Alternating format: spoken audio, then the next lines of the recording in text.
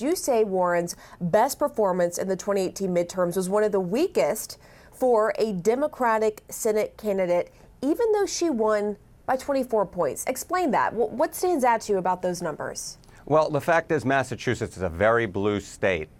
Hillary Clinton won there by 27 points. Liz Warren only won there by 24. And keep in mind that 2018 was a much better year for Democrats nationwide. So the fact that Liz Warren did worse than Hillary Clinton in Massachusetts suggests that perhaps she's a below par candidate.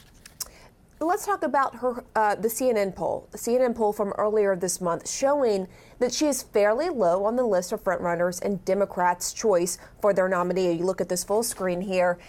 What does her home state polling tell us about a possible 2020 matchup?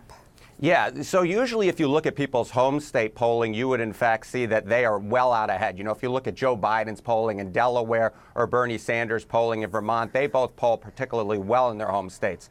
But in Massachusetts, Liz Warren, when matched up against her opponents in a potential Democratic primary, she's actually polling third or fourth behind Biden and Sanders, which suggests something's quite wrong, right? Because if the people in your own home state, the Democrats in your own home state, are saying, you know what, maybe we prefer another Democrat, perhaps it says when other people nationwide are exposed to Liz Warren, they may not like her as much. Let's talk about the Boston Globe editorial page urging her not to run. Here's what they said. While Warren is an effective and impactful senator with an important voice nationally, she's become a divisive figure. A unifying voice is what the country needs now after the polarizing politics of Donald Trump. What does your polling say about this? Does it back it up? I think it does. You know, I think Liz Warren perhaps should have run back in 2016. Her polling nationwide, her standing nationwide was a little bit higher.